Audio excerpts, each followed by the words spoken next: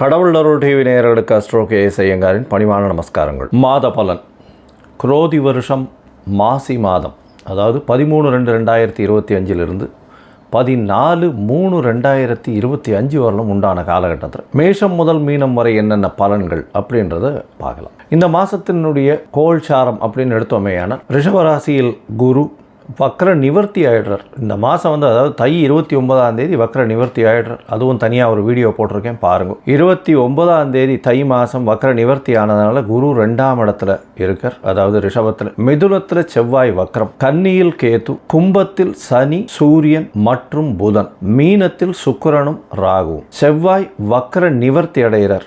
எப்போ அப்படின்னா இந்த மாதம் பிறந்து ஒரு 10 நாள்லேயே, அதாவது 21/2/2025 அன்னைக்கு செவ்வாய் வக்ர நிவர்த்தி. ஆனால் மிதுனத்தில் இருக்கார். புதன் இந்த மாதம் கும்பத்திலிருந்து மீனத்துக்கு போகிறார். அது 26/2/2025 அன்னைக்கு. 4/3/2025 அன்னைக்கு சுக்கிரன் வக்ரகதி அடைகிறார் மீனத்திலேயே. புதன் 9ஆம் தேதி அன்னைக்கு 9/3/2025 அன்னைக்கு வக்ரகதி அடைகிறார், அதுவும் மீனத்தில். சரி, இந்த மாதத்தில் வரக்கூடிய விசேஷ நாட்கள் அப்படின்னு பார்த்தாலேயானால் 25/2/2025 அன்னைக்கு பார்த்தோம்னா காஞ்சி விஜயேந்திர சரஸ்வதி ஜெயந்தி நடக்கிறது. 26/2/2025 அன்னைக்கு மகா சிவராத்திரி, அதாவது பிரதோஷ காலம், மகா சிவராத்திரி, மிகப்பெரிய ஏற்றம். 28/2/2025 அன்னைக்கு மாசி அமாவாசை. 12/3/2025 அன்னைக்கு மாசி மகம். அது பௌர்ணமியை சேர்ந்து வரும் மாசி மகம். ஏன்னா சூரியனுக்கும் சந்திரனுக்கும் கிட்டத்தட்ட 180 டிகிரி, அதாவது சூரியன் கும்பத்திலையும் சந்திரன் சிம்ம ராசியிலையும் இருக்கக்கூடிய காலகட்டம். பௌர்ணமி வெளிச்சம் ஒரு பெரிய அட்வான்டேஜ் என்னென்னா, இதில் பிறந்தாள்னா ராஜா போல அவர்களுடைய வாழ்வு அமையும். சூரியனுக்கும் கார்த்தாலேருந்து சாயந்தரம் வரலும் உங்களுக்கு வெளிச்சமாக இருக்கும். சந்திரனும் பௌர்ணமி சந்திரனாக இருக்கிறதுனால இரவு முழுவதும் வெளிச்சமாக இருக்கும். ஸோ ரிலேட்டிவ்லி பார்த்தோம்னா என்டையர் டே அண்ட் நைட் ரெண்டுமே ரொம்ப வெளிச்சத்தில் இருக்கக்கூடிய காலகட்டம். அதனால தான் வெளிச்சம் அதிகமாக இருக்கக்கூடிய காலங்கள், அதுவும் பௌர்ணமி காலங்கள்னும் பொழுது ரொம்பவும் ஏற்றம் இருக்கக்கூடிய வாய்ப்புகள் உண்டு. இந்த மாசி மகம், அதாவது பௌர்ணமி காலகட்டத்தில் பிறக்கக்கூடிய எல்லா குழந்தைகளுக்கும் பெரிய ஆளுமை இருக்கக்கூடிய வாய்ப்பு உண்டு. 14/3/2025 அன்னைக்கு காரடையான் நோன்பு. காரடையான் நோன்பு அப்படின்னு சொல்லக்கூடியது மாசியும் பங்குனியும் கூடுறது அப்படின்னுவா. அதாவது கார் அப்படின்னா கருப்பு நிறம், இருண்ட இடம், யமலோகம், இதெல்லாம் குறிக்கக்கூடியது இந்த கார் அப்படின்றது. அடையான் அப்படின்னு, கார் அடையான்றது, அடையான் அடைய மாட்டான் அப்படின்னு சொல்லக்கூடியது. அதாவது திருமணமான பெண்கள் தன்னுடைய கணவருக்குன்னு விரதம் இருந்து செய்யக்கூடிய ஒரு பெரிய விஷயம் இது. இந்த காரடையான் நோன்பு நோற்பது பெரிய விஷயம். இதன் மூலியமாக தன்னுடைய கணவருக்கு ஆயுள் விருத்தி ஏற்படக்கூடிய வாய்ப்பு, அவர்களுக்கு மாங்கல்ய பலம் அதிகரிக்கக்கூடிய வாய்ப்பும் நிச்சயமாக உண்டு. இதனால தான் கார் அடையான் நோன்பு அப்படின்னு பேரு. இந்த சாவித்திரியினுடைய கதையை சொல்வா, சத்யவான் சாவித்திரியினுடைய கதையை சொல்வா. அவர் சத்யவானுடைய உயிரை மீட்டு கொண்டு வந்தவள் அப்படின்றதுனால அந்த காரடையான் நோன்பு மிகவும் விசேஷமாக சொல்லப்படுகிறது. பங்குனி மாதத்தின் முதல் நாள் அன்னைக்கு பண்ணுறது. அதனால் பங்குனி பிறந்த உடனே அதை பண்ணுவா. நார்மலி பார்த்தாலேனால் அந்த காரடையான் நோன்பு டைம் சாயந்தரம் 5:30லேருந்து 6:30 வரும். அந்த டைம் நான் தனியாக போடுறேன் உங்களுக்கு. இதை தவிர பார்த்தோம்னா நார்த் இந்தியாவிலலாம் ஹோலி பண்டிகைன்றது விசேஷமாக கொண்டாடுவோம். ஹோலி பண்டிகைன்றது ஒரு அதாவது பெண்கள் தன்னுடைய தமையன், தம்பி, அதாவது பிரதர்ஸ் எல்லாருக்குமே, தம்பி தங்கைகள், தம்பி அண்ணன்களுக்கு கயிறு கட்டி அவர்களிடம் சேவிச்சுட்டு அவர்கள்கிட்ட பைசா வாங்கிட்டு அவர்கள்ட்ட ஆசீர்வாதம் வாங்கிக்கிறதும், அவர்களுக்காக ரொம்ப வேண்டிக்கிறதும், அவர்களுடைய உடல்நிலை நல்லபடியாக இருக்கணும் வேண்டிக்கிறதும் அவர்களுக்கு பெரிய மகிழ்ச்சியை கொடுக்கும். ஆண்கள் பெண்களை தன்னுடைய என்ன சொல்கிறது, சகோதரிகளாக பாவிக்கக்கூடிய ஒரு பெரிய ஒரு பண்டிகை இது. ஹோலி பண்டிகையாக கருதப்படுகிறது. இது நார்த் இந்தியாவில் ரொம்ப ஃபெமிலியர், மிகவும் அந்த கலர்ஃபுல் ஃபெஸ்டிவலாக இருக்கும், ரொம்ப ஏற்றத்தோடு இருக்கக்கூடிய காலகட்டம். சரி, இந்த மாதம் மேஷம் முதல் மீனம் வரை எப்படி இருக்குது மாசி மாதம் அப்படின்றத பார்ப்போம். சிம்மம், மகம், பூரம், உத்திரம், இந்த 3 நட்சத்திரம் 9 பாதங்களை கொண்ட ராசி. ராசியின் அதிபதினு சொல்லக்கூடியவர் சூரியன். ராசிக்கு சப்தமத்தில் இருக்கார். இந்த மாதம் பார்த்தோம்னா உங்களுடைய உடல்நிலையில் கொஞ்சம் ஜாகிரதையாக இருக்கிறது ரொம்பவுமே நல்லது. இந்த சிம்ம ராசிக்காரர்கள் எதிர்பாலினத்தவரை நம்புவது ரொம்ப ஜாகிரதையாக இருக்கணும். பார்ட்னர்ஷிப் பிஸ்னஸில் கொஞ்சம் ஜாகிரதையாக இருக்கிறது நல்லது. தேவையில்லாத பேச்சுக்கள், கொஞ்சம் பேச்சில் ரொம்ப கவனமாக இருக்கிறது மிகவும் நல்லது. இந்த மாதத்தில் பார்த்தோன்னா உங்களுடைய ராசிக்கு 7ஆம் இடத்துல சனி பகவான் ஆட்சி பெற்று மூலத்திரிகோண வீட்டில் இருக்காங்க.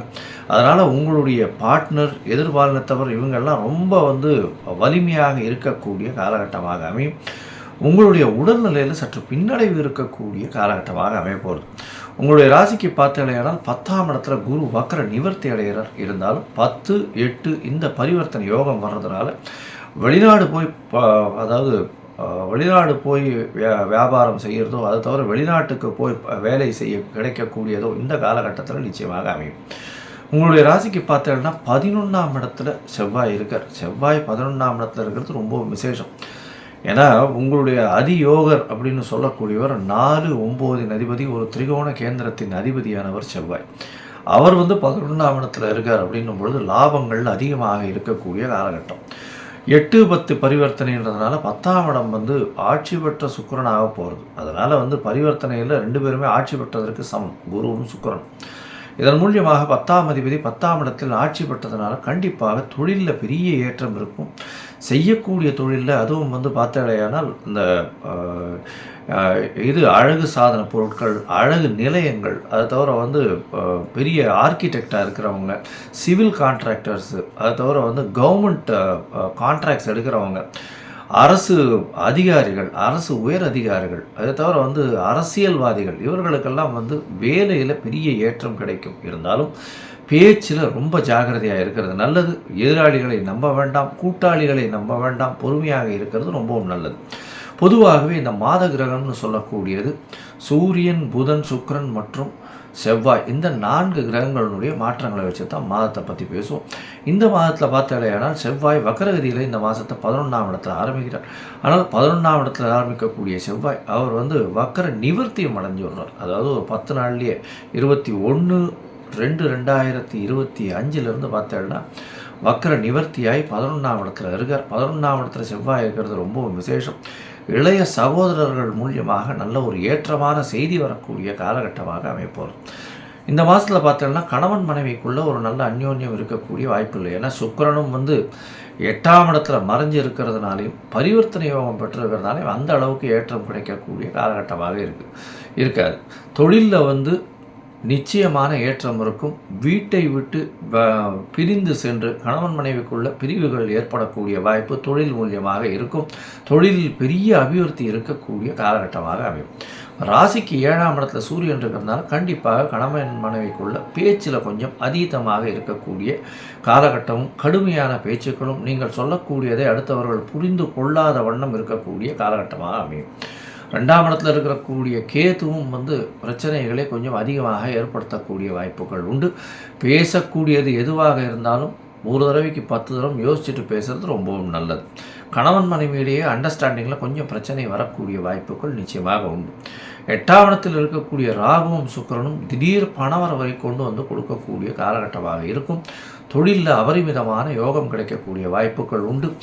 உலக இயலை சந்தோஷமாக அனுபவிக்கக்கூடிய காலகட்டமாக இருக்கும். இந்த காலகட்டத்தில் பார்த்தோன்னா 7ஆம் இடத்துல சனி இருக்கிறதுனால பிரச்சனைகள், கண்டக சனின்றதுனால பிரச்சனைகள் கொஞ்சம் அதிகமாக இருக்கும். உடல் நலத்தில் ரொம்ப ஜாகிரதையாக இருக்கிறது நல்லது. தாயின் உடல்நிலை நல்லபடியாக இருக்கக்கூடிய காலகட்டமாக இருக்கும். தந்தை உடல்நிலையில் சற்று பின்னடைவு இருக்கும். இருந்தாலும் சற்று மருத்துவத்திற்கு செலவு பண்ண வேண்டிய காலங்கள் நிச்சயமாக இருக்கும். அதை தவிர பார்த்தீங்கன்னா போட்டித் தேர்வில் சற்று பின்னடைவு இருக்கும். படிக்கக்கூடிய மாணவர்களுக்கு நல்ல ஒரு ஏற்றம் இருக்கக்கூடிய காலகட்டமாக அமைய போகிறது. ஏன்னா 8ஆம் இடத்துல புதன் போய் மறைஞ்சாலும் நீச்ச பங்கம் அடைகிறதுனால கண்டிப்பாக படிப்பில் நல்ல ஒரு ஏற்றம் இருக்கும். வெளிநாடு போய் படிக்கக்கூடிய பாக்கியத்தை நிச்சயமாக கொடுப்பார். இந்த மாதத்தில் உங்களுடைய முயற்சிகள் எல்லாமே வெற்றி பெறும். ஏன்னா 3ஆம் அதிபதியே 8ஆம் இடத்துல உச்சம் பெற்று போயிருக்கிறதுனால வெளிநாடு போகணும்னு நினைக்கிறவர்களுக்கெல்லாம் கண்டிப்பாக வெளிநாட்டு யோகம் நிச்சயமாக உண்டு.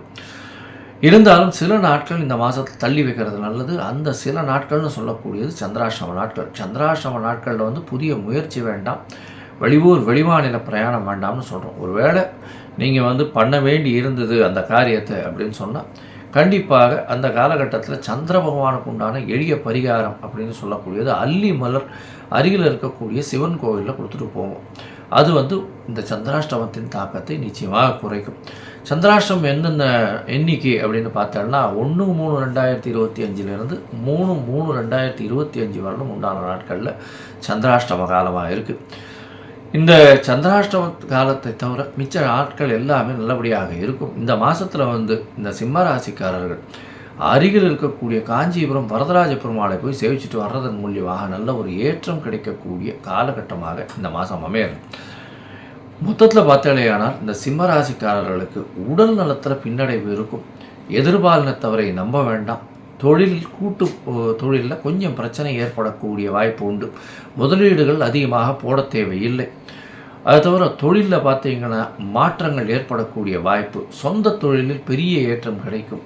அபரிமிதமான லாபங்கள் கிடைக்கக்கூடிய வாய்ப்பு. தந்தையின் மூலியமாக அபரிமிதமான சொத்துக்கள் வரக்கூடிய வாய்ப்பு. தாயின் உடல்நிலையில் நல்ல ஒரு ஏற்றம் இருக்கும். தந்தையின் உடல்நிலையில் பின்னடைவு இருக்கும். படிக்கக்கூடிய மாணவர்களுக்கு நல்ல ஒரு ஏற்றம். வெளிநாடு போய் படிக்கணும்னு பார்க்குறவங்களுக்கு சற்று பின்னடைவு இருக்கக்கூடிய காலகட்டமாக அமையும். பணவரவிற்கு பஞ்சம் இருக்காது. பேச்சில் ரொம்ப கவனமாக இருக்கிறது நல்லது. உடல் நலத்தில் ரொம்ப ஜாகிரதையாக இருக்கிறது நல்லது.